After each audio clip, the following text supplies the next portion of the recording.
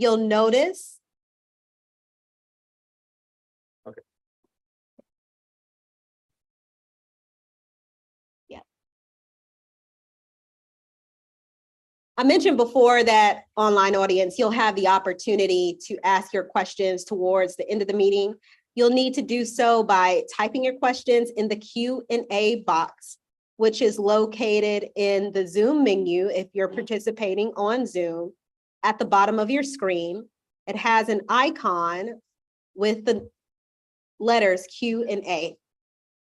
If you'd like to communicate with me throughout the meeting while the presentation is going on, I will be happy to assist and answer any questions you might have about technical issues in the chat box. If you experience any technical issues while we are presenting this meeting, you can email us at atlzoning2@atlantag.gov. Some of you will want to know how you can continue to be involved and learn about the effort thus far. You can do so by visiting atlzoning.com. There you will find the presentation slide deck loaded along with any other documentation from this meeting, like the survey that we will participate in after the meeting. Our in-person audience, you will have noticed before you sat down that you have a comment card on your seat. That's because we want to hear from you. Please let us know what questions you might have or comments about how this meeting has gone logistically, or about specific zoning questions or concerns as the ordinance exists today, or our future and proposed ideas.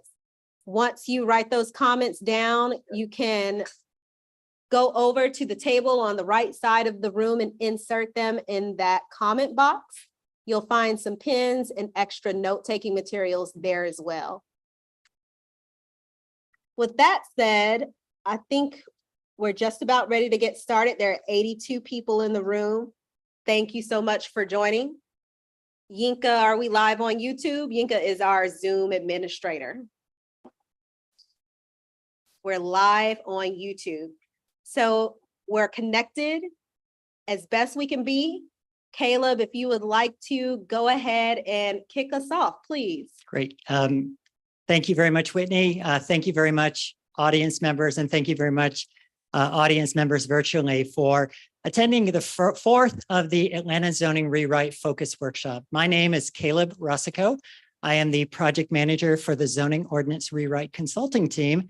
And I'm very, very excited to be here this evening to talk to you about some potential ways to address issues of growth and development in Atlanta's conservation areas. Before I get started, I did want to recognize the elected officials who are in the room, Councilwoman Overstreet and Councilwoman Norwood. Thank you very much for being here. I also would like to take a moment to recognize our team members who are also here. We have Houston Harris from TSW, who met you up front. Joining us today also with public engagement is the Content Consulting Group. Whitney Fuller is with them, and then Jasmine out front. And of course, from Code Studio, our zoning and code writing consultant, we have Christy Dodson. And I believe those are all the team members here this evening. Caleb, we saved the best for last. ATL. Oh. GDOT? Okay. And then we do have representatives here this evening for the folks in the room from the ATL DOT. So thank you very much for joining us. Additionally, our team is supported by several folks, several companies who are not here this evening. So I wanted to let you know that even though I get to be the spokesperson for this effort, there is a much larger group that's helped us get to the point where we are today. And so, as I mentioned, this is the fourth in a series of focus workshops where we've been working with Atlanta residents, businesses, and property owners to begin to what I would call confirm direction for the rewrite of the zoning ordinance. The exercise tonight focuses on what we call conservation areas, and I'll walk through what that means in a moment, and will be available on the project website and available to participate in online for the next 10 days. So if you don't have time to participate this evening, be aware that we will be taking comments for 10 more days after that. Okay. Next. Okay. And as a little bit of a reminder, this process is primarily focused on updating the City of Atlanta zoning ordinance, the text of the zoning ordinance, the regulations that guide growth and development within the city limits. We will not be focused significantly on the zoning map, which is the map that actually applies zoning districts to different parts of the neighborhood. Rather, changes to that zoning map other than a one-to-one conversion will be primarily addressed through the comprehensive development plan update and what comes out of that. And the commissioner will be talking about that later on as well. Next slide. Okay. And I'd like to remind everyone that this process of updating Atlanta zoning ordinance, updating any zoning ordinance is not a quick process. It typically takes several years. And in the case of Atlanta, we've been working on this particular process to get us to the point where we are now for over 2 years. We expect it to take another 2 years before the full zoning ordinance is ready to begin the adoption process. But as I've said before, these kind of things, these kind of regulations are so important to the city. They happen once every 30 to 40 years in most American cities. And it's really crucial to the consulting team, to the Department of City Planning, and I'm sure to all the elected officials to take our time and to get it right. And so that's why we have been so deliberate about engaging folks at critical steps in the process, such as this evening. Okay. And so with that said, I wanted to run very briefly through some of the feedback from the previous workshop, which due to time constraints tonight, I won't be able to go into with too much detail, but wanted to let you know that the entire review of what came out of that meeting is at the workshop. Now is on the project website, I should say. Now, that workshop did not receive as much public comment as some of the previous ones. We only received about 600 public comments and 835 survey responses. I think that part of the reason for that is, as you may remember before, we are at the point in the process now where we really try to confirm direction. And if you tend to agree with the direction, you're very unlikely to say anything. And so most of those comments were about questions or really affirmational type questions rather than specific yes, no answers. And so you can review the particular outcome on the project website. It's under, it's under participate. Still getting used to the delay. Participate, learn and contribute previous meetings. And then under that, you can review the previous workshop, presentation, video, documents, handouts, and very importantly, the summary of the findings and the individual survey results. Okay, there we go. So now for the fun part, conservation areas. And I'd like to remind everyone that as much as we try to keep this understandable, at some point, zoning can get pretty technical. And so if I say anything that doesn't make sense, if I use acronyms, raise your hand and I'll be happy to explain any of the concepts in further detail. So I'd also like to remind everyone that this process of updating the zoning ordinance, this process that the city will be talking about of updating the city's comprehensive plan are grounded in the Atlanta City Design, which is a document that seeks to create a framework for growth and development in the city that very importantly builds on the existing patterns of the city and the existing characteristics of the city. It's grounded in 5 core values: equity, progress, ambition, access, and nature, and is really a universal document that addresses much more than just land use, much more than just zoning. It really is about how do we create the community that Atlanta wants to be. And within that document, there's a land use section that talks about 2 fundamentally different kinds of areas in the city. The last meeting was for the areas that are known as growth areas. These tend to be the higher density mixed use corridors or commercial areas like Campbellton Road behind us. They tend to be the downtown, the midtown, the Buckhead Commercial District, and the major corridors. These are the areas where we expect the bulk of new density in the city to occur and the bulk of new development. But the rest of the city, really the larger geographic area, are shown in the Atlanta city design as conservation areas.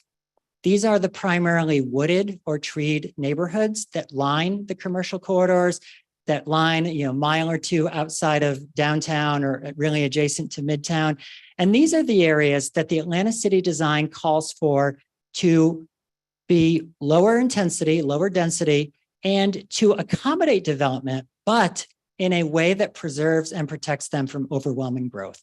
And so in this particular part of the city, it's really important of balancing growth and development with natural resources, with transportation access, which was part of why we actually made this be the final presentation, because so much of what we've heard to date has built on getting us to the point where we are today. And additionally, in that area, as I mentioned, the wooded canopy is so fundamental to what a conservation area is.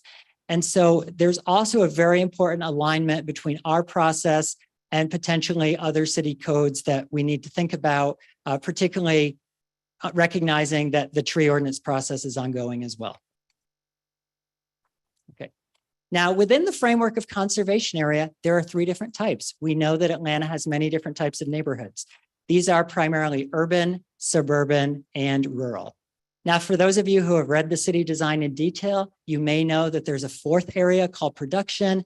These are more the industrial areas, the Marietta Boulevard corridor. And we talked about a lot of those issues under growth areas because they were much more aligned with that.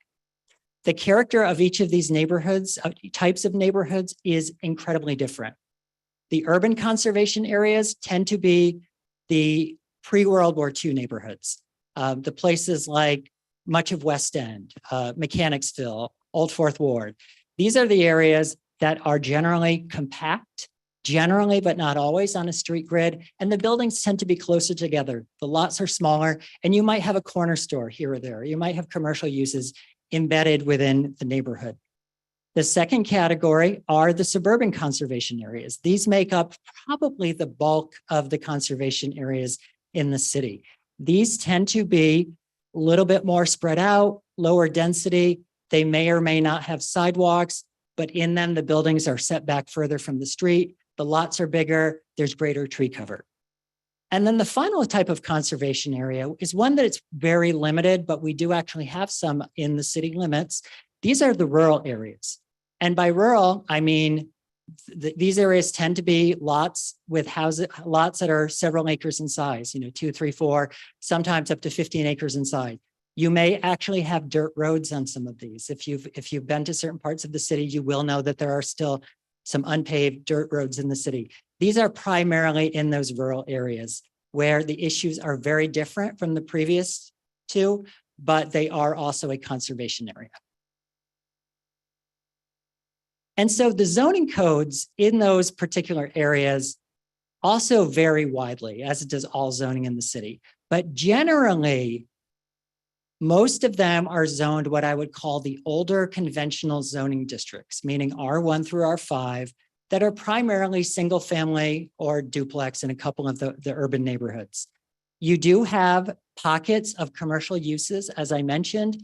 These may be zoned some of the newer quality of life districts, which are zoning districts with more design standards. You may also have a couple of customized zoning districts, the special public interest, and then historic districts. But for the most part, these are zoned R1 through R5 conventional single family or duplex neighborhoods. And as a reminder, as part of this zoning ordinance rewrite process, we are looking at doing away with many of the existing zoning districts that I mentioned and moving towards the strategy of what we call zone strings, which is fundamentally the idea that the zoning code can be reorganized in a way that it can better meet the unique needs of neighborhoods, the unique needs of implementing various city plans, and very importantly, the different needs of different Atlantans. And we do that in a way by taking the existing types of regulations that are in the zoning code today. So nothing in the zone string is new, but what is new is how it's organized. And we group them into 4 categories. form, use, frontage, and site. And we rearrange those pieces in various ways. Today, they are in fact rearranged in various ways in each zoning district, but we build upon that by allowing them to be organized in different ways that they do not currently exist today, such that you could have a combination of 4 form, frontage, use, and site standards, and that would be one zoning district. A combination of a different set, and that would be another. And so the idea that I like to convey is the zone string approach would give neighborhoods that want to have a different kind of zoning the ability to do so. And they can't do that today without becoming a historic district or without becoming an SPI district. And the great example is if you're familiar with Cabbagetown, you have a lot of buildings that look like houses. They're detached buildings. They have a house form, they have a house massing, but some of them may be commercial or some of them may be multifamily. And so that idea of being able to separate the form, meaning how it looks, what it's shaped like, from the uses within it is really fundamental to how zone strings can be organized. And one of the things that I think makes it very exciting.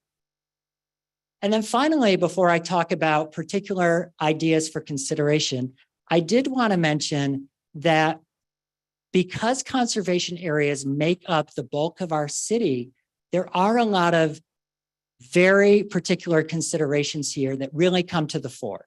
You know, these are the parts of the city where all the zoning battles occur. These are the parts of the city where all the discussion about zoning changes occur. And so because of that, I did want to remind everyone that any change to the zoning in the conservation area is going to have human impacts, meaning the age of people, their lifestyle, affordability impacts, both in terms of commercial and business space, issues of neighborhood stability. You know, all of the sort of human impacts that we think about with zoning are really most evident within conservation areas.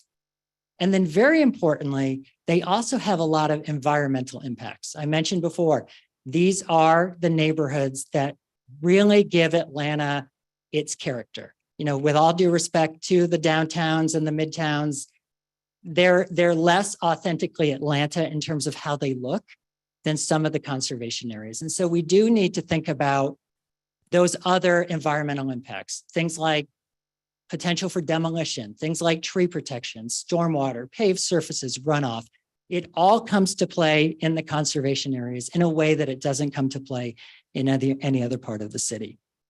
And so with that in mind, I wanted to talk to you now about some of the ideas that our team has put together for your consideration this evening. And I'm going to start with what I'm calling the big ideas. Again, and a lot of this isn't going to be new for those of you who attended previous meetings, but the idea here is that we can develop different rules for different types of conservation areas in a way that the current zoning ordinance does not allow us to. The idea is really to update this new zoning code so that it can reinforce place. And the idea of place is very broad. It has a lot of different meanings, but the zoning code has very few ways to do that today. And part of the reason for that is that when you look at the zoning today, as you may recall, we found over a year ago from a zoning analysis that the regulations today tend to work better in some parts of the city than others.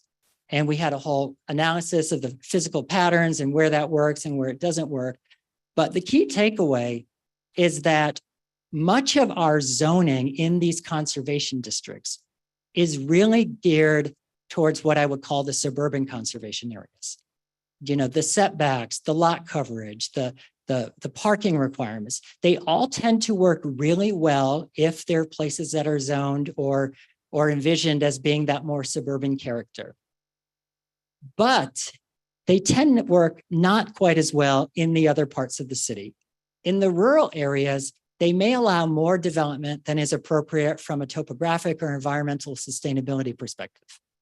They may allow more grading than is appropriate from those perspectives. And most egregiously or most negatively, in the urban areas, there is a huge, huge disconnect. There is a disconnect in terms of setbacks in a lot of areas, in terms of building design in a lot of areas, in terms of permitted uses in a lot of areas. And so that's why a lot of the urban neighborhoods have, particularly the ones with resources, have resorted to custom zoning through either historic standards or through the creation of special public interest districts. And so part of what this zoning rewrite can do is to democratize that process. I'm not going to go through the general recommendations. These are concepts that we believe apply across the board to all the different conservation areas, but we're here to hear from you. Everything I'm about to talk about is for consideration, is for feedback. Nothing is set in stone. So the first thing is we know that a lot of the R1 through R5 does work very well in certain areas. And so we're going to carry that type of district forward into the zoning ordinance rewrite.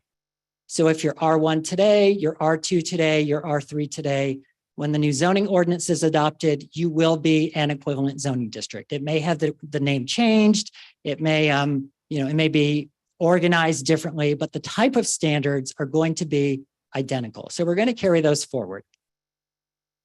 We're also going to recommend carrying forward the city's neighborhood commercial districts. For those of you who don't know what that is, these are sort of custom zoning requirements for some of the older trolley commercial areas, like North Highland Avenue in Virginia Highland, like East Atlanta Village, Little Five Points, Ralph David Abernathy Boulevard in Westview, and then down Cascade Road. They're the smaller, older buildings where the storefronts come right to the street. They tend to have been built around former trolley stops, and they do have a lot of really unique standards that we believe are something that are valuable to the city and should be integrated. Additionally, as part of all that, we are going to recommend keeping the types of permitted use districts that you have today. So what does that mean? Well, as I mentioned before, there are some neighborhoods, there are some zoning districts that only permit single family, or that permit single family plus accessory dwelling, or that permit duplex plus accessory dwelling. Those are all going to carry forward as a use district in the new zoning rewrite. Additionally, a lot of the setbacks do in fact work pretty well, but as we know from recent conversations in the city, that is not always the case.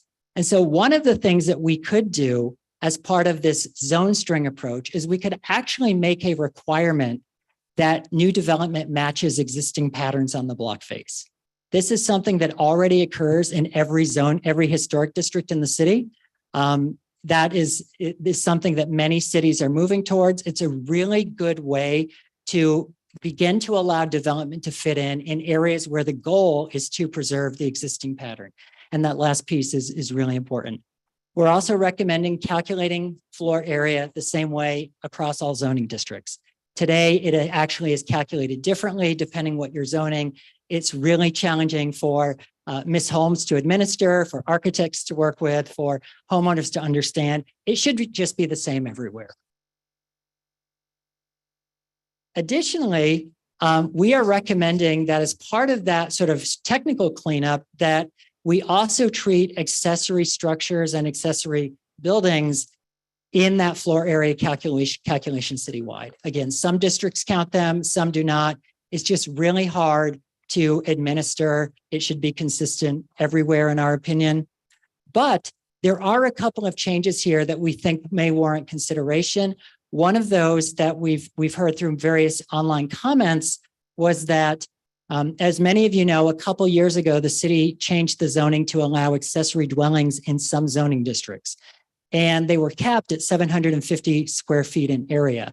Many folks have commented that that's a little bit too small for a full 2-bedroom unit in an ADU. And so we wanted to throw out there for consideration that if that was important to the community, we could in fact change that to allow a full 2-bedroom. I would like to mention that some historic districts do allow larger than that, but the default condition is the 750, which works pretty well for a 1-bedroom. Additionally, and this is really, really, really important. So I ask you, if you don't pay attention to anything tonight, this is the thing that I'd like you to pay attention to. There is a strong desire, in our opinion, a strong need, in our opinion, to begin to develop standards for conservation areas that can better accommodate some of the uses that are already in them that don't have quite as much protection as they would if they were in another part of the city, a historic district, for example. So when you think about things like a church or another house of worship, that building type, that type of use tends to have different size restrictions, different setbacks, different height in terms of being able to have steeples than the houses around it may have. Same for things like smaller multifamily buildings, if they happen to be in your neighborhood, or corner stores, if they happen to be in your neighborhood. We believe that the zoning ordinance should explicitly define what the standards are for those types of uses in a way that it doesn't do today. And if there are particular uses that are not allowed, but some neighborhoods may want, we're also going to want to proactively define those. So for example, things like a live-work unit. If the city has neighborhoods that wanted to allow that, there should be a standard so that when that discussion point happens, you already have the standards in place. Or things like cottage courts or pocket neighborhoods. These are all ideas that today take a very, very long time to administer, to design, and often cases resulting in a lot of rezonings. But if there are neighborhoods that want to allow any of these uses by right, it's really important that we have custom standards for them. Additionally, one of the ideas that we saw quite a bit in the comments was that there are several parts of the city that are really interested in having what I would characterize as a little bit of the type of protection that we normally get through historic districts.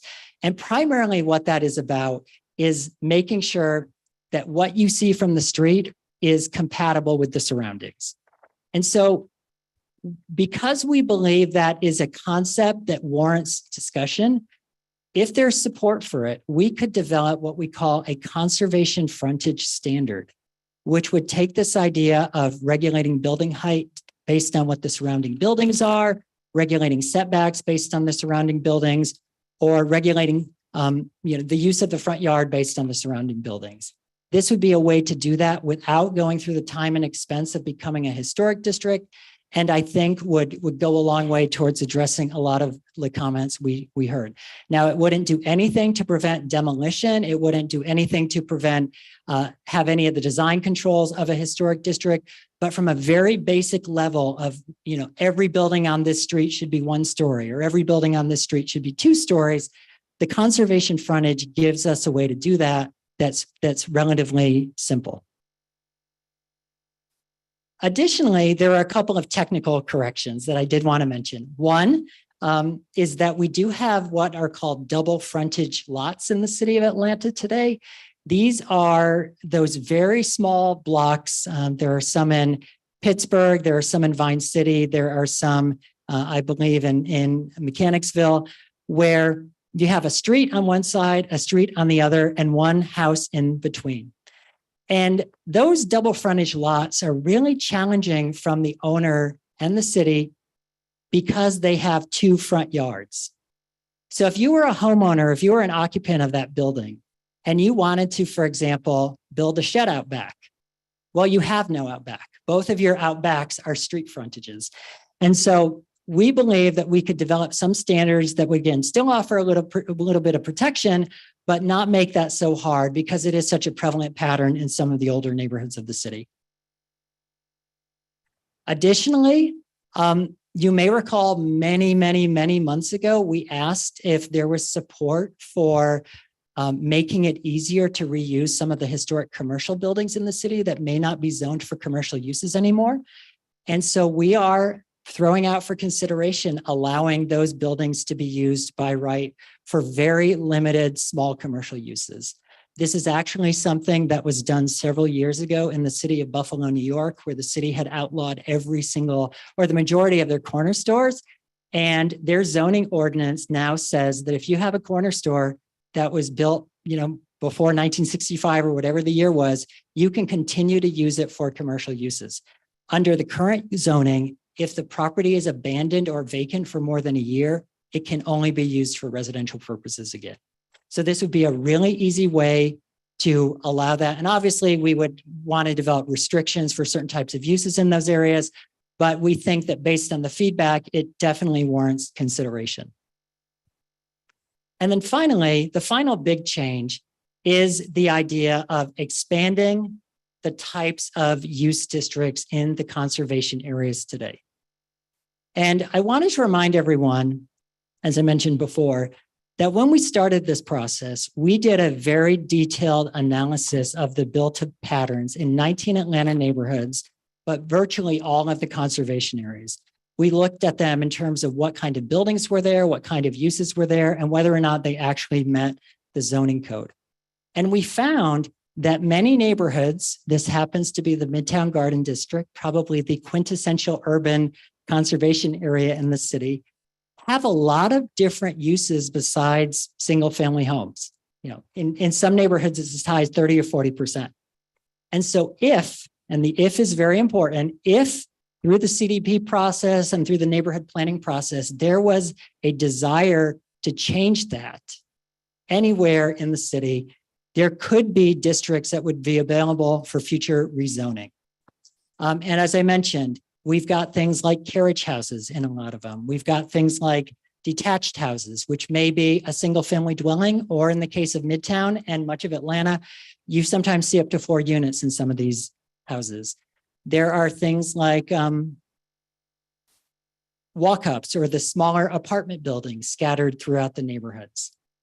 And then you even get into things like some of the neighborhoods have larger apartment buildings, although these tend to already be zoned multifamily today, but I did want to throw them out. And of course, shop fronts, as I mentioned before. So if there was a desire, and we know that there is a desire because we've read 8,000 comments on it in the past couple of months, or 8,000 zoning comments.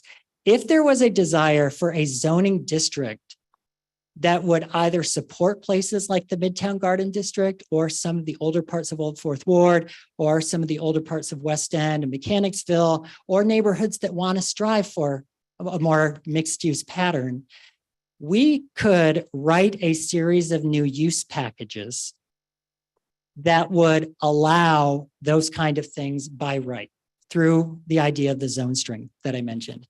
And so we've defined a series of use districts. The first one is very basic. It's just single family, but you can do an attached accessory dwelling unit. So today you can only do an detached accessory dwelling unit. The second option would be still primarily single family, but you can do cottage housing, which is where you have several smaller units around a courtyard. The next one gets a little bit more dense. It could perhaps be a district that allows everything I talked about above, but you could do a restricted number of multifamily buildings. And then restrictions could be worded in any way that is appropriate. Some cities say you can do 1 per block. Some cities say you can do 1 per 500 feet. Some cities say you can only do them at corner locations. How that is all figured out is for us to determine if we know that there's support for at least having that tool. And then it goes up from there. You might have neighborhoods that want to allow those multifamily buildings with 4 units by right, but want to have commercial uses in addition. You may have neighborhoods that want to allow up to 8 by restriction or by right, or you may have ones that want to allow up to 8 with corner stores. Now you'll notice that we didn't have any more dense packages because all of the other things that could be part of this are already identified in another zoning district. And so we'll already be incorporating that kind of use system into the rewrite. And finally, one of the big sort of concerns that we've noted as part of looking at the conservation districts is that because our zoning code is very antiquated in some ways, that anytime something doesn't fit the zoning code perfectly, a lot of developers will zone to what is called a planned development or a PD district. And so when you look at the zoning map, you have a bunch of these site negotiated zoning conditions for PDs all over the city. We feel very strongly, based on both our technical knowledge and knowledge of how other cities have done these processes, that if these zoning strings work the way we think they can work, we can get rid of all the PD districts. There would be no need for them anymore, with one exception. And that exception is very important. We do have a planned development conservation district, which allows you to take a larger site with unique topographic conditions, meaning there may be a creek, there may be a wetland, there may be a rock outcropping, and you can cluster the same amount of units on a smaller piece of land. You can't increase the number of units, but you can cluster them. We think that this tool does have some merit because, especially as you get into the neighborhoods around here, there is some pretty steep topography, and it would allow for greater tree preservation. It will allow for much less environmental impact in some of these rural and suburban neighborhoods. And so it's a valuable tool. So that was the general recommendation series for the conservation areas. There are a couple of other recommendations for consideration that are unique to what we've called the urban neighborhoods that I wanted to walk through very quickly. And this may be the most technical aspect, so I apologize in advance. We have a couple of zoning districts today in the urban neighborhoods that have really wonky numbers. They have a very small lot size, but a wider lot width. One of those is what we call R4B. This is what tends to be in neighborhoods like Pittsburgh, being, I think, the predominant case in the city. So even though the lot size is really small, the width is really wide. We believe that that kind of district could be updated to do a couple of things. The first thing it could do is be updated to actually better match the pattern. And when we looked at the pattern, we found that what is really interesting is that when you have an alley, you don't actually need a lot that's as wide if the alley is opened and accessible. So we could update R4B or equivalent, because all the names may change, into a district that better matches the patterns of places like Pittsburgh, but also addresses the fact that we do have alleys and we don't need to necessarily want to encourage garages everywhere facing the street. Additionally, one of the things that we've noted is that our accessory building heights are really unusual in how the city does it. So today, if you are a base zoning district, your accessory building height is lower than it would be if it were as a typical historic district. It's actually higher in the historic district because the historic districts default to the height of the accessory structures. And so we think a minor adjustment of a couple of feet or two would really help encourage taller buildings, but in turn, for those accessory structures, allow more open space. And Christy, I forgot, you're supposed to present this. Okay, good. Sorry, I got on a roll. The second thing that we would like to consider is that a lot of the side setbacks, which are the laws that determine how far a building has to be from the side lot line, they're a bit high in some of the neighborhoods. In fact, if you look at the physical built patterns of the older Atlanta neighborhoods, almost any neighborhood in an urban area that was built before this zoning ordinance is adopted is non-conforming with regard to side setback. I live in the West End. Most of the houses on my block are between 3 and 6 feet from the side yard. The zoning requirement is 7 feet. And so when property owners try to build something that fits in, they either have to get a variance or they just build something that doesn't fit in with the historic patterns. And so we think that some very minor adjustments in a couple of those urban type neighborhoods would be very appropriate. And one of those may be a pattern that is unique to some of our 1920s neighborhoods and actually comes out of our 1920s zoning ordinance. In areas, in some of the 1920s neighborhoods, you may have houses that are very close to the lot line on one side and then have a parking pad on the right or on the other side. This is what we call an asymmetrical setback. And when every house on the block face does that, it doesn't create a problem. The houses still have as much light and air around them, but you end up with a condition where people don't have to park in their front yard. They can park in the side or they can park in the rear. So we think that creating a tool that allows that again would be very, very consistent with matching what makes Atlanta's neighborhoods unique. Additionally, there is a glaring omission in some of our zoning districts. Even though we have literally thousands of lots that are between 45 and 50 feet wide and about 5,000 to 6,000 square feet in area, we have no zoning district for them. And so what that means is that if I have a building on a 46-foot wide lot, okay, because they never they never surveyed correctly back in 1900, and I want to add an addition or I want to add something else, the zoning standards assume a much larger lot than I actually have. And this creates a challenge. It either forces people to do variances or again, they build something out of character. So we think by developing a standard that reflects that, we could really result in a better outcome. And one of the ideas that I wanted to put out has been very effective both in the city of Decatur and in the Ponce Highland Historic District, where they have a citywide zoning standard that says if your lot is smaller than what the zoning district requires, there's a formula for variable lot coverage, variable setbacks. And we think by doing that, we would virtually eliminate the need for BZA variances in most cases. I mean, we would still have parameters, we'd have conditions to address that, but it really is a pretty effective tool that some of our historic districts are using. And then the final thing in urban neighborhoods is what we call frontage standards.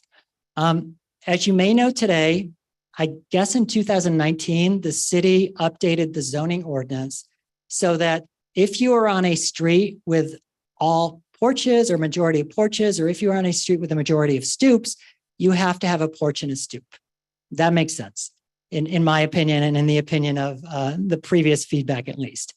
But there are a series of front garage standards there that we think could warrant a little bit of refreshing.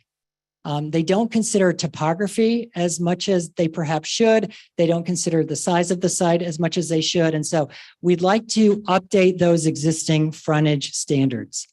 Additionally, however, if you've gone through some of the older neighborhoods, again, I'll pick on Pittsburgh because I was there this morning biking around. You're having, the zoning code has standards that limit the amount of the front yard that can be paved for parking. And what is happening now is that because the lots are so small and because the developers are not reopening the alleys or even using the alleys when they're there, you're ending up with a lot of conditions where the entire front yard is a parking pad. There's no trees, there's no landscaping. It creates a less safe situation for pedestrians. And so we believe that there's a way we can update those standards to put a little bit more control about how they look, how they operate, how they're designed.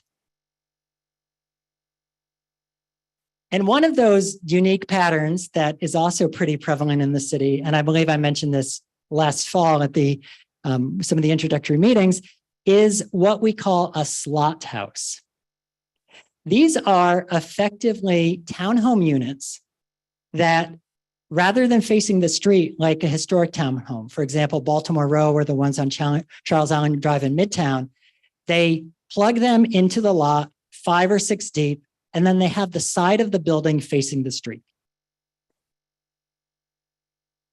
That type has been an issue in a lot of American cities. And so what we think is appropriate to consider here is requiring that side that faces the street to be treated more like a front, to have the same patterns as a stoop or a porch of the adjacent houses. There's some great examples of this in Reynoldstown. If you happen to go around, you'll see where they actually do have some townhomes that go into the lot, but the front on the street looks like a single family home.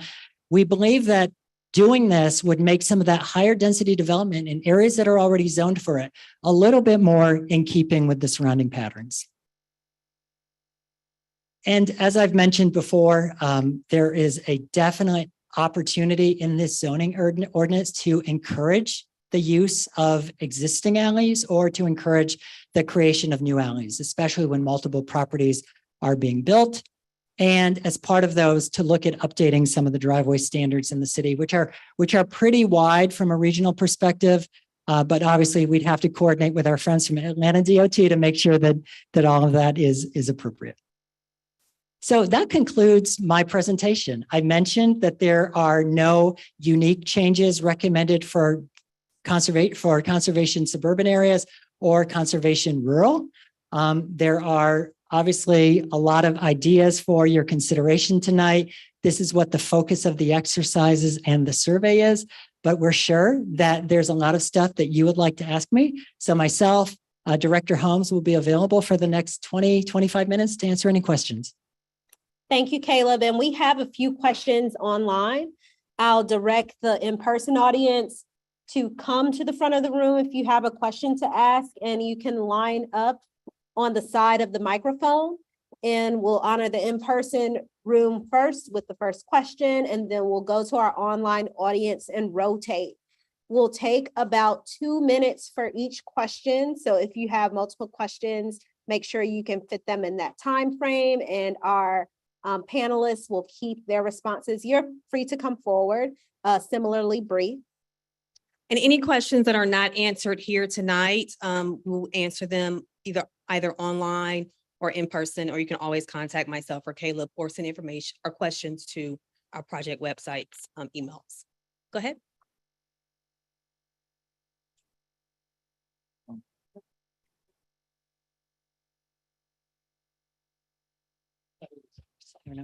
Here you go. Try that. And we're Super. just getting the microphone adjusted in the room. Gotcha. So thank you so much. So thanks so much for the presentation. It's great to have these meetings. This was the conservation zoning category, sustainability and conservation. I think there's a lot of great ideas that were presented. In terms of actual conservation from a standpoint of trees and stormwater and green space, I feel that a lot of the presentation was on use, and a lot of that use was on actually increasing density in areas that are already zoned for perhaps less density, the conservation areas. So I was wondering if you could speak a little bit to what are some of the ideas you have for protecting the conservation areas. Predominantly, what that means is not cutting down so many trees, not grading so much. Right now, the problem, I think the significant conservation problem in City of Atlanta is grading, right? So what we would like for you to consider is to have a footprint of grading in conservation districts. Perhaps that footprint would be what the current impervious surface is now, right? And I just wanted to also mention that, for instance, in R4, the impervious coverage is 50%, which is an unsustainable amount. The industry standard for sustainability is about 30 or 35%. So in terms of that, how would you approach actually conserving the trees and green space that are in these in conservation areas in the districts where we do have a lot of tree coverage? Because I didn't hear that too much in the presentation. Thank you. Great. I'll answer and then I'll let Director Holmes speak.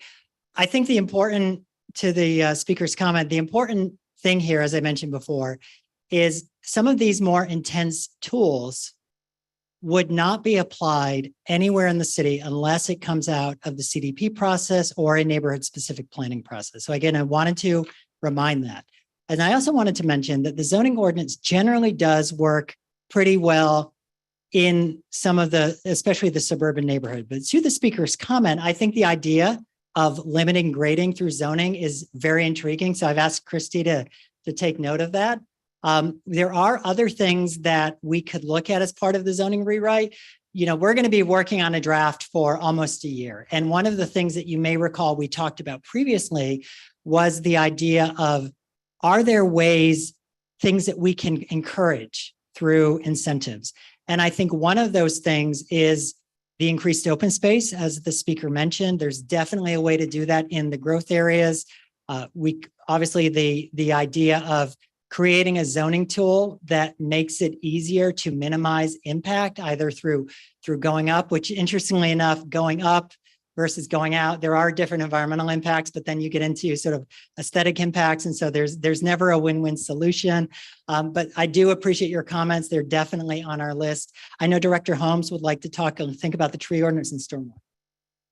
So we are working with our partners in the Operas Division of our Office of Buildings, as well as we're working with our partners in watershed management to consider all the things that Caleb and Chrissy will be considering in our zoning code. So those things are not lost on us. Caleb went over the use standards because that is primarily what the zoning ordinance does. It does talk about uses, but we are cognizant and aware of all of the other environmental impacts, which is why we work with our other partners in our other departments. In addition to that, we've done some things here recently with regard to land disturbance, sponsored by Councilmember Norwood, where there are prohibitions about how many trees can be cut down in a development process, and respect, as well as our Operas Division is consistent about protecting trees in the setback. And we're limiting the number of trees that can be cut down in the setback today. So in addition to those things that we're already doing, there'll be other things that will be considered as we continue this rewrite process and actual code language starts to come out with regard to sustainability and environmental impacts. Thank you. And I'll take a point of personal privilege right now. Councilmember Overstreet does have a question. And it's really, really quick. First, I do want to thank you all for bringing this to Campbellton Road. I know that we changed the date to accommodate me and everything. So thank you very much. I really do appreciate it because I wanted to be here for the conservation conversation. Right quick, I want to make sure that we're addressing problems that are like real problems, because I was looking at the portion that spoke about the double frontage question. Now, this could just be me not understanding that. But would an address or a front door not dictate where the front yard is? It does not. And why is that? And could it be? I mean, like, could that not be something that we change the definition of that your front yard is such and such, so that we're not creating things that aren't normal or for the average homeowner? Do you see what I'm saying? Yes, ma'am. So in older neighborhoods, very, very old neighborhoods, Pittsburgh, Mechanicsville, those kinds of neighborhoods, there are properties that have double frontage. For that reason, there is an actual definition of what a double frontage lot is here in the city and how we count what is the front yard, side yards, and the rear yards. Going forward, we could look at actually creating language that says whichever place your front door faces, that is your front yard. That could absolutely happen. The issue with regard to addressing may be a little different because you can only have one address according to the U.S. Postal Code, one address on one piece of property. But there has been questions about adding other addresses when there are accessory dwelling units on the property. So that is a conversation that's kind of up in the air. But I do understand your point, and we will look at that. Yes. Okay. Thank you. Whitney. Thank you. Yeah. As zoning chair, I do want everyone to know that I am taking notes. And I do like what you said about limiting the grading through zoning. So we're looking, I would love to work with city planning to make sure that we're addressing zoning issues when we can in order to continue to simplify, for the average homeowners or residents. Yes. Thank you very much, Councilwoman Overstreet, Kieta, and Kayla. We have about 21 questions online. And the first question is, how will neighborhood master plans be addressed when this is all over, including those plans that were adopted into the comprehensive development plan? So after Caleb and I finish, our Commissioner Prince will come up and talk about what our next steps are related to our comprehensive development plan and our small area plans. They will actually play a part in the process of the update to the CDP. And of course, the zoning ordinance that is adopted will be consistent with the CDP that is adopted. Very good. Thank you so much. Going on to the next question. We have one in audience, in the room. I was about to say in studio. Come on up, Penelope. Come on up, Penelope.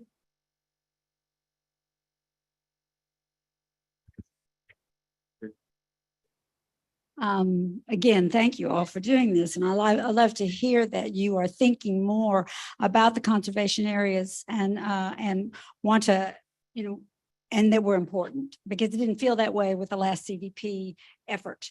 And so we're hopeful that this will become part of what the city's thinking. It sounds like that you all thought through a lot of the variance requests and are trying to reduce those, which is great. And most people probably don't know this, but Ansley Park, which I'm in Ansley Park and I'm on the zoning committee, we have pie-shaped lots. And all the zoning came into play after most of Ansley was built. And so our side yard setbacks are definitely less than 7 feet primarily. And it's very difficult for people to build, even a carport or, anything like that. So we deal with that all the time. So I love hearing that you're thinking about that. We also have to do a lot of variances for garages, because there are no garages, and people, of course, want garages. So that's a whole issue. So I guess what it comes down to, and it sounds like you're on the zoning committee, I've been on the zoning committee for a long time, is that I'm hopeful that the city in this process will come talk to the different zoning groups, the different committees for the different neighborhoods, and find out what our issues are. Because we can sit there and tell you what people are coming through for all the time. It's the same thing over and over and over again. And if you're looking at what's happening in the BZA, it's got to be the same thing. And I think it's unfortunate when you realize that just these are common things that everybody wants, but it just so happens that it was all done, it was built before zoning regulations. So just want to say, are y'all going to come talk to us? That's the question.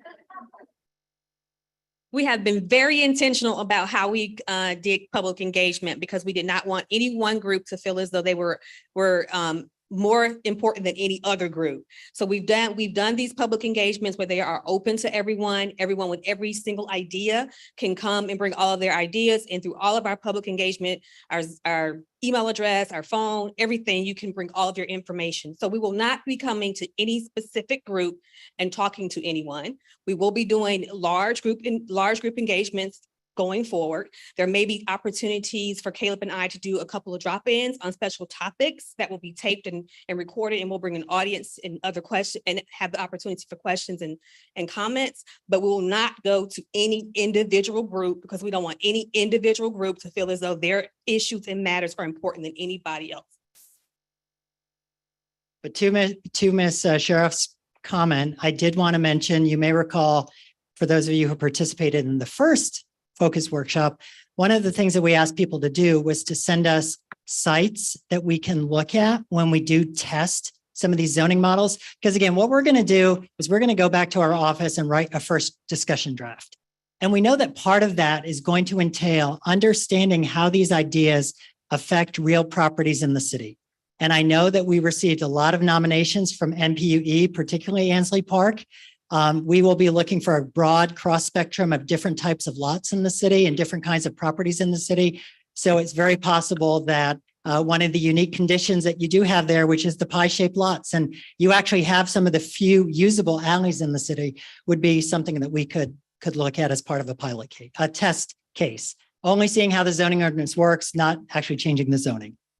Caleb, can you clarify if Ansley Park is a conservation area? Yes, Ansley Park is a conservation area. Yeah. And a question from our online audience: how will short-term rentals be incorporated into the R1 through R5 zoning districts? They are businesses that currently the city allows them to operate within the residential family neighborhoods, which does not work today. Please remember that short-term rental is a licensing document. So it is a license that is issued to persons to operate a short-term rental. Remember that when short-term rental discussion was brought up here in the city, the licensing for that was created in Chapter 20. And then there was a zoning paper that was introduced that allowed short-term rental in several zoning districts. So where a short-term rental is permitted by the permitted principal uses, someone can operate a short-term rental, but they are required to get a license in order to do that. And if I may, one of the comments that was made and questions that was asked is whether Ansley Park is a urban, suburban, or rural conservation area. Ansley Park is an urban conservation area in city design today. Thank you, Caleb. Our in-person audience, will you introduce yourself and ask your question? Works out great. Hello, can you all hear me? We can hear you. Hey there, my name's Griffin Wasden. I live in Ormwood Park. I'm a licensed professional engineer. So I was going to actually ask you about whether the neighborhoods are already predefined as growth versus conservation. And you answered my question. So actually, I want to speak to the city council members in the room and express my opinion that I believe you should reject this framework of growth versus conservation area. We know that the original sin of zoning was that it was envisioned as a system of apartheid, separating the haves and the have-nots. In New York City, with the first zoning ordinance in the 1910s, it was to protect the wealthy Dutch Protestants from the Catholic and Irish and Italian Catholics moving into tenements in the city. We know that 1920s in Atlanta, it was envisioned as a system to separate white population from the black population. We know that in the 1980s, it's sort of transferred focus more into protecting the landowning class living in single family homes that they own from people in apartments, pushing the people in apartments onto dirty, congested, polluted arterial streets. And I personally think that there needs to be some sort of tool to let incremental growth happen. And it can't just be that we have the rich, wealthy neighborhoods like Ansley Park be urban conservation areas. Everything inside or touching the Beltline needs to be a growth area.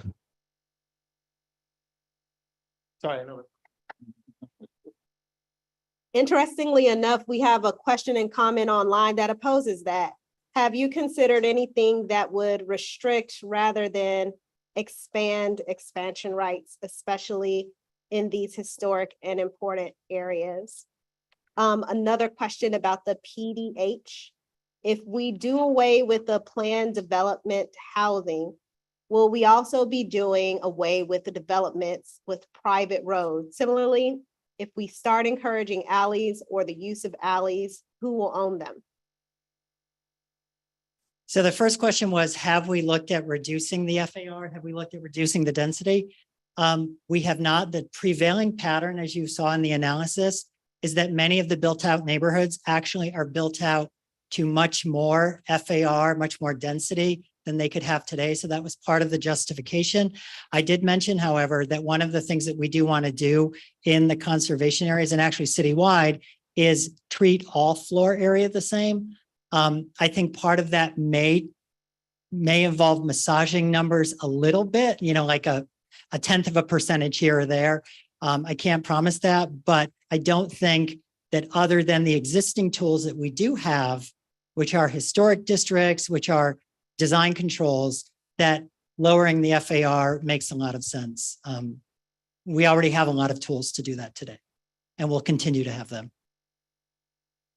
I think I had a question. I didn't have the question about the PD, Whitney. Can you? If we do away with the planned development housing, will we also be doing away with the developments with private roads? Well, actually, private roads and public roads are based upon design or site planning.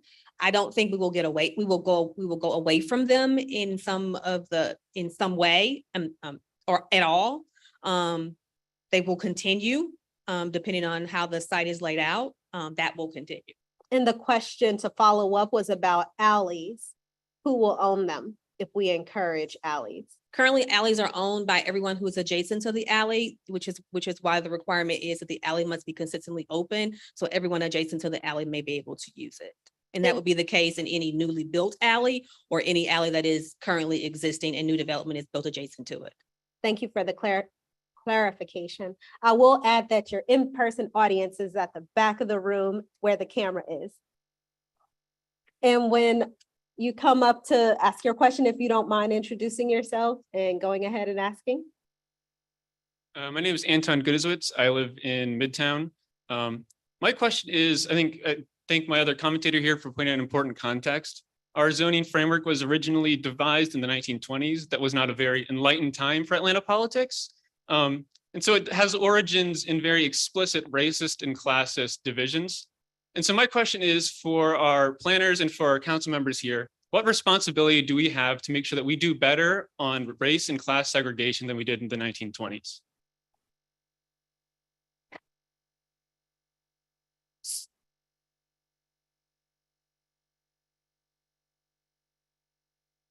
Well, so first of all, I really do believe that that's why we're here doing this process at this time, not because we believe that these types of matters, zoning matters are racial in any way, but because it's time. So hopefully you all will get some type of happiness or agreement with this full process. I don't think any of it is being done in a racial way. And I'm a person of color, so that's just my belief. Just the final comment, just our closing comments on that, on this particular idea. Zoning has been weaponized in this country and used as a way to segregate persons. As we evolve in this nation and people actually are able to purchase homes, whether they be of African-American or any other person of color, that ability to do so and start with some small starter home or townhome and then go up to maybe a large home, that ability should be available for everyone. I think zoning is about nuisance control. And if we keep it in the realm of nuisance control, then issues related to race and class and classism will not be a part of of what we adopt in the zoning ordinance here in the city of Atlanta. I'm a person of color. I'm a planner. I live in a conservation suburban neighborhood. It's what I chose. I work very hard to maintain that. And there are other people who live next door to me, attend my church, attended school with me that are all doing the same exact thing here in the city of Atlanta. And if we are aspiring to be a beloved community, that community exists in every single way, whether you're living in public housing, whether you're living in attached housing, or whether you're living in detached housing. Caleb and I feel very strongly about the work that we're doing, and we believe that the ordinance that is adopted by City Council in 2025 will serve the needs of all the people of Atlanta. Thank you. Thank you, Kieta and Caleb. Question online about the tree ordinance and accessory dwelling units. Will a permit for accessory dwelling units prevent tree removal? Will accessory dwelling units prevent tree removal? Will a permit for an accessory dwelling unit prevent tree removal? It will not. If a tree is in the buildable area, that tree can be removed and that accessory dwelling unit can be erected.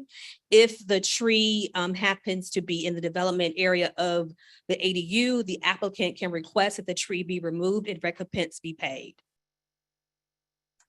Thank you. Will you please introduce yourself, sir? My name is Charlie Drummond, and I live in Southwest Atlanta. And early in your presentation, you mentioned affordability with these zoning changes. And my concern is that how is this going to, what will be the impact on property taxes in this area? Because you have Black people like myself.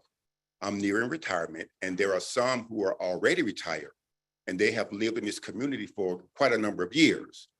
And there seems to be like, from what I've been able to examine myself, when it comes to the area where Black people live, there seems to be a benign neglect edict in place that don't promise them anything, don't do anything for them. We're just gonna move them out of the way. And my concern is that with these changes that are coming forth, is that they're gonna be like a mass exodus of Black people out of this town. And the reason I see a benign neglect edict is right before Mayor Bottoms left office, she issued, it was a proclamation, a resolution about 10,000 lights. And within that proclamation, it cited that especially in Southwest Atlanta, where there had been a historic underinvestment of lighting. Now, just lighting now. Now, Atlanta has had a Black mayor with Black people on the city council since '74. And for there to be any underinvestment where we live, it's just, like I said, that's that benign neglect edict that I keep seeing coming up. And so I would like to know just what would be the impact on property taxes? Because you did say affordability, and that triggered a nerve with me. So I need to understand what would be that impact on property values when if this thing goes into being. So what we've seen about property values when there is investment in our communities is that their existing property values increase. My own property taxes increased this year because of an increase in the type of the redevelopment in my neighborhood. That happens because of the market and is not driven by any of the zoning regulations, because what we're proposing here is a one-to-one relationship. If you are R4 today, there will be a zone string that is R4 tomorrow, or when the zoning ordinance is adopted. I think there is a greater policy issue that we as residents of Atlanta would need to discuss with our council members about how we protect property owners, whether they are Black, white, or any other color, from increased property values and maintaining legacy residents in their homes while property values increase. So that's an issue that is larger than this discussion. And may I add to Director Holmes' comments?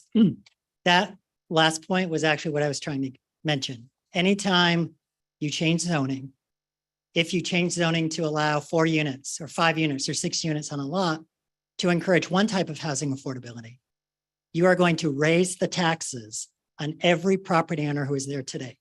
So that's why we need to think about the full spectrum of affordability. It's not just, the HUD definitions. It's if we change the zoning, or if through the CDP process, the neighborhood desires to change the zoning, it's really important for them to take a very broad definition of affordability, in my opinion, that looks at the residents of the new housing, but also the existing residents. And I think so much of the public dialogue today has only focused on one or another.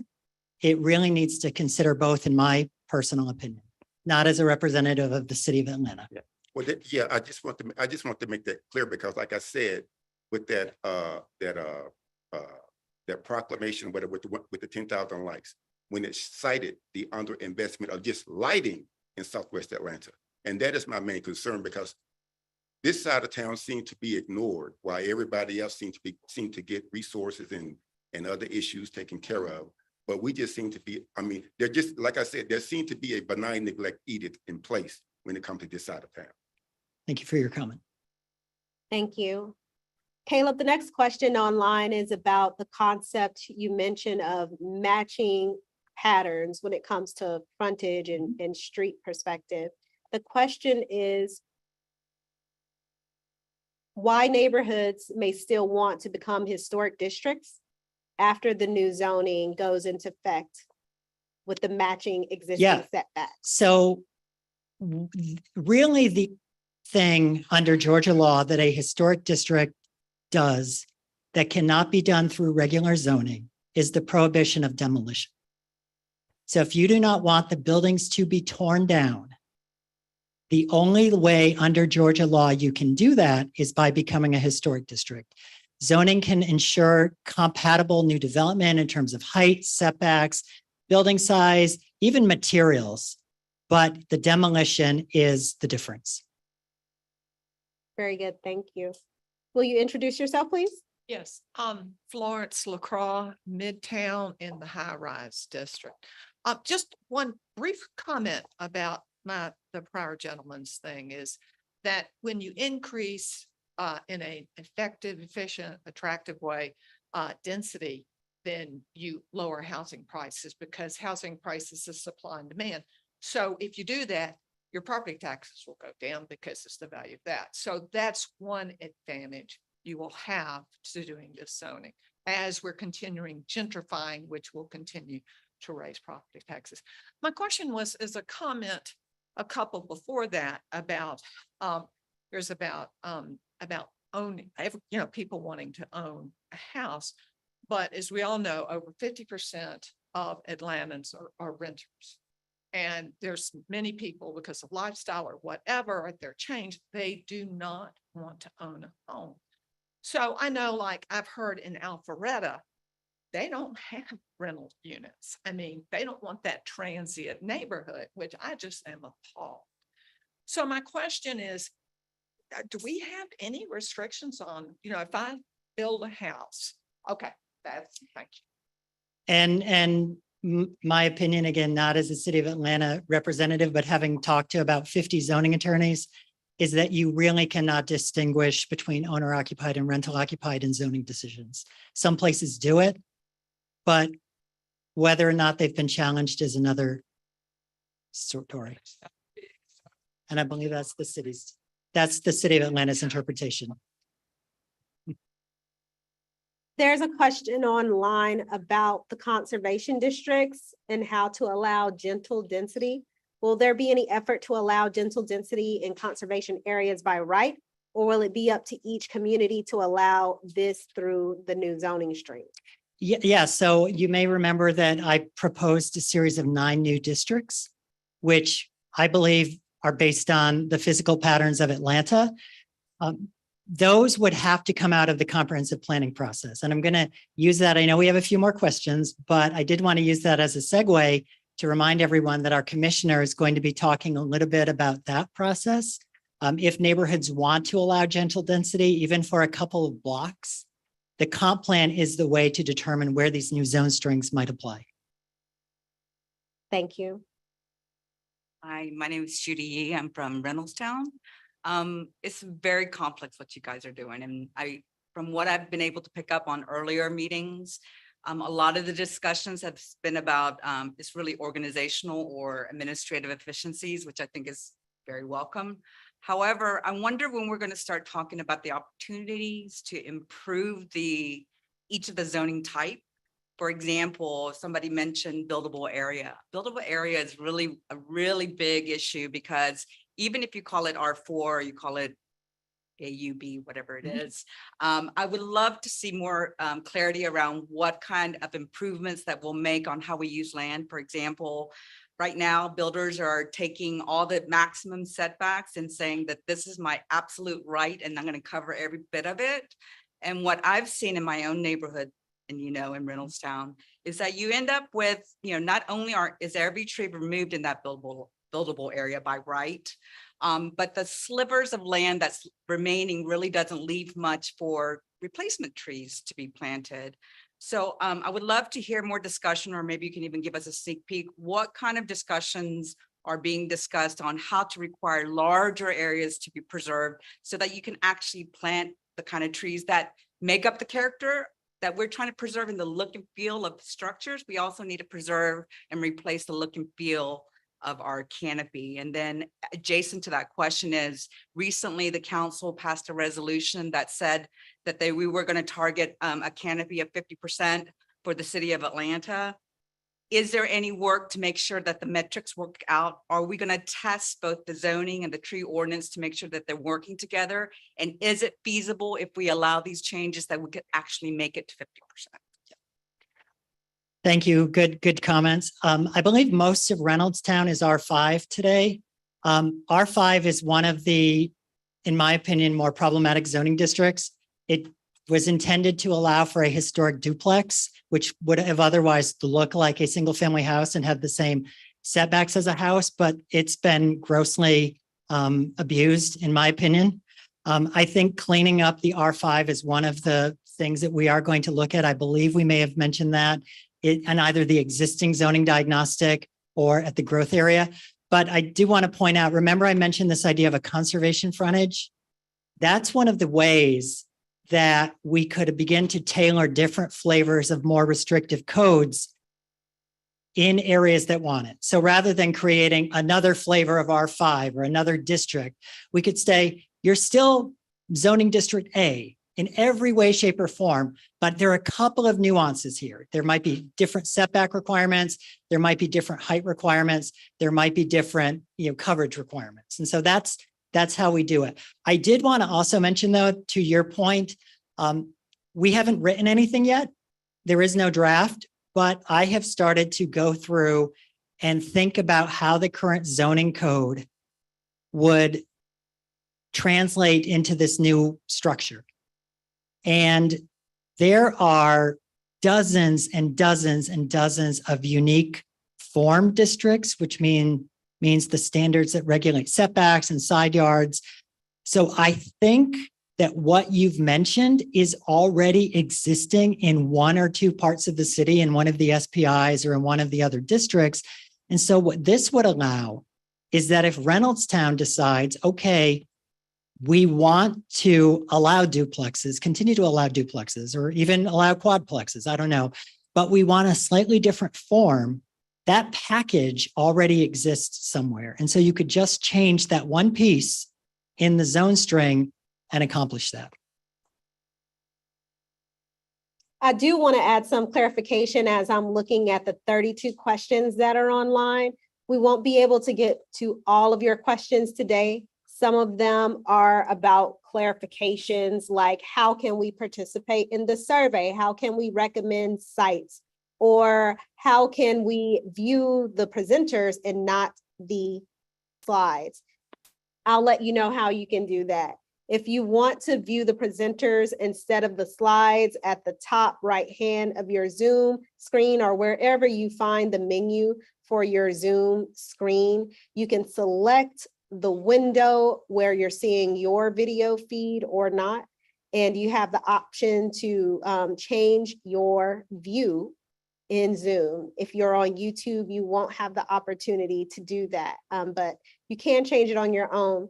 Caleb, can you clarify again the conservation versus growth area and what home park is within that and what type? So this question was asked previously, what is home park? Home park is a combination of Ansley growth. Park. Oh, Ansley Park. You said That's home park. home park. Ansley Park is an urban conservation area, which does seem a bit unusual because it does have the curvier streets, but that was all figured out a long time ago. Home Park, those are asking, Home Park is a combination of urban right along 14th and 10th, and then conservation in the middle of the neighborhood. We have a question about affordability, and then we'll go to our in-person audience member. Are you looking at incentives to preserve existing, older, naturally occurring affordable housing in our older neighborhoods? And this question has occurred by different participants in a number of iteration concerning naturally affordable housing and what can the new code do to preserve it? So the question is, what can the new code do to encourage naturally affordable housing? I would say that one of the things that is very obvious to me, just again, having lived in Atlanta and planned in Atlanta for 30 years, almost, not quite, is that we do have a lot of older apartment structures that are being demolished for townhomes, where you may lose 20 or 30 or 40 units that rent for, my idea of what rents are is really outdated, but $1,400 a month, that may be modest, and they become $1 million townhouses. What Ponce Highland did is they actually said in their historic zoning that you cannot demolish a multifamily building to build townhouses. So they actually codified the preservation of those. If that is an idea that folks think has a warrant or has a good value, when we develop these use packages, we can think about writing stuff like that. I mean, it's the multifamily districts that Atlanta has today are very broad. There's very little restriction on what you can do within them. So if there was a desire for a type of multifamily district that encouraged the preservation of what we have today, we can write that in zoning. We can't prohibit demolition and we can't regulate price point. That would all be illegal under Georgia law, but we could create incentives to discourage the demolition of those structures. Thank you, Caleb. Please, our in-person audience member, introduce yourself and ask your question. And I'm with NPUA.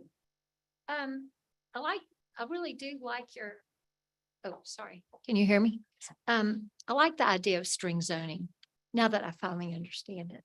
And I like the idea of matching patterns, and I think a lot of people do. My question really has to do with special uses and how they fit into matching patterns, because what we've experienced in our area is mega growth of the special uses. And that translates into tremendous traffic congestion, stormwater runoff, and, buildings, large buildings in the middle of residential areas. And just would love some deep dive into that, not now, but, just really looking at a holistic picture of that. I'm going to use that as a segue because I know we do have, we said we'd be out by 8, I believe, or was it 8:30, Whitney? 8. But I did want to mention for Ms. Schwartz that we have at these meetings, we've primarily focused on the type of regulations. There is a next step, which is to actually write the code. And as part of writing the code, that involves rewriting the administrative and the procedures section. And one of the areas that our legal team has identified as needing a lot of improvement is the way the city handles use permits. And so I know that those are going to be updated. I know that the criteria are going to be updated. I don't know exactly what those changes are going to be. What we want to do is make sure we understand what the kind of regulations are before we even think about the administration, because so much of the administration depends on the regulations that you're administering. Thank you, Caleb. That ends our question and answer portion for this evening. Again, if you have other questions, please make sure you reach out to our project website, to our email address, or we may be able to answer some of those questions that are online that are remaining this evening. Unfortunately, our commissioner had a conflict and she was not able to stay this evening. So I'll be concluding with closing comments for this session. So as we promised, there has been nothing written, nothing absolutely written for the zoning draft. So what's going to happen, zoning ordinance. So what's going to happen for the next couple of months is you will not see Caleb out engaging any of you. Caleb, as well as the team, will be writing the first discussion draft of the zoning ordinance rewrite. During phases 1 and 2, we received over 10,000 official survey responses, emails, or written comments from Atlanta residents, businesses, and property owners. This process has also generated countless additional unofficial zoning discussions among neighbors on social media and in community meetings. Many of these official and unofficial comments involve changes to zoning standards on specific parcels. As Caleb mentioned earlier, the zoning ordinance rewrite is focused on updating the city's existing tools and creating new tools that we can use to implement the assorted plans that have been adopted into the comprehensive development plan. As part of the rewrite, we will convert existing zoning districts to new zoning districts, but will not result in significant changes to density or to use. However, we know that there is interest in some parts of the city in being able to apply these new zoning tools. And in some cases, we've applied them. I'm pleased to announce that the Department of City Planning will soon be starting an update of the city's comprehensive development plan. This will be the opportunity for Atlanta stakeholders to discuss where and how to apply new zoning tools. This means that even though the zoning rewrite process is about to go silent for several months while our consultants writes the draft, the closely related CDP process is just getting started. The first part of the process will be coordinating the zoning rewrite team so that the proposed approach to land use and zoning, what we like to call land use and zoning framework, is aligned. This approach will be reviewed and confirmed through a public review process before we start the next phase of the CDP update. This will assure that the future land use categories and map work seamlessly with the new zoning ordinance and give us the right tools for Atlanta's diverse neighborhoods and its residents. Once the land use and zoning approach is finalized, we will start the process of updating the city's official future land use plan. We anticipate having several new or revised land use categories available for consideration that support protecting or creating the types of places that make Atlanta unique. We're still finalizing the details of what this process will involve, but we envision a series of in-person workshops organized around neighborhood planning units where detailed discussion of land use and by extension zoning can occur. Let me repeat that. We will be in person with you at each and every of the 25 NPUs in the city of Atlanta. This will eventually result in a completely new future land use map. After the new CDP and zoning ordinance are adopted, we will start the process of updating the zoning map. If experience in other cities is any indication, these zoning maps will map changes will be strategic, focused on areas of the city where the new CDP land use map and policies are significantly different from what we have today. The extent of the changes will determine the specific process that we take to make these zoning map changes, but we ensure you that the public engagement will play a central role in the future of the process. And if you didn't hear anything else I said tonight, we have not written a draft of the zoning ordinance. Caleb and his team will go silent for the next several months. That means you will likely not hear from Caleb until Thanksgiving, okay? And the CDP process is about to kick off. And when it does kick off, we'll have a public engagement process that we bring to you as the public, and we will be visiting each and every of the 25 MPUs A through Z. Thank you. Thank you very much, Director Holmes. And I did want to mention, though, that even though we are going to be going silent, a lot of you have brought up some really intriguing ideas, and it's going to take a while to write these various parts. I mean, our first step is going to be to determine what are the different form standards, just get the current structure into the new format, and then begin to craft the new districts and make modifications. With that said, you still have plenty of opportunity to provide input. I wanted to encourage everyone to take the surveys that are here this evening. They go through all of the concepts and, as previously, ask you for your level of support.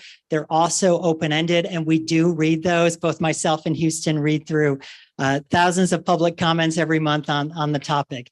Additionally, there is a website where everything is posted, but very importantly, if you have an idea and the official window has closed, please, please, please send an email to atlantazoning2@atlantaga.gov. We do get those. Both myself and Director Holmes receive copies of that. We are going to continue to review comments, but as Director Holmes mentioned, for the purpose of keeping this a very open, honest, and inclusive process, we are going to refrain from any one-on-one meetings with anyone. So we ask you to please make your comments through the proper channels so that folks who may not have the access to me or the access to Director Holmes are all treated the same. We think that's really, really fundamental to the trust of and the integrity of this process.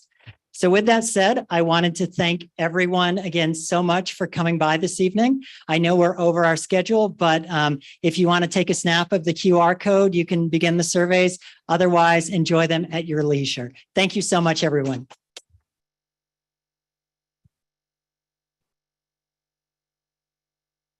No.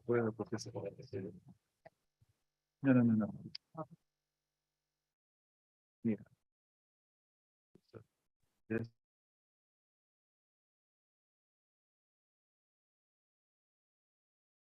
Hello, everyone. You can access the survey through the QR code on the screen or through the link that I just sent through the chat. I'm now going to share my screen with you just to give you a walkthrough of what that link will take you to.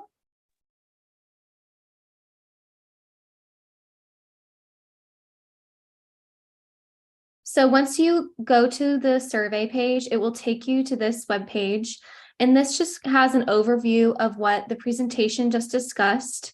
We've set up the focus workshops that your input opportunities are identical, whether you're attending in person, online live, or online over the next 10 days. And you can actually access the boards that the people are seeing in person by pressing this button, and it will take you to those boards. The content of the survey has been divided into 4 different parts, and you can see that here. The content of each theme is divided into 2 levels, primary questions and clarifying questions, and I will show you that here. So you can answer the primary questions and submit the survey, and if you have time and want to add more information, then you can move into the clarifying questions section. 2 of the surveys only have primary questions, which are the suburban and the rural ones. So don't be alarmed when you don't see the clarifying questions. The survey is going to be open until April 30th if you would like to take the survey on a different day. And if you have any questions after the workshop, email the team at atlzoning2@atlantaga.gov. The workshop's now over, so you can sign off Zoom and take the survey. And if you have any further questions, stay on and I will answer them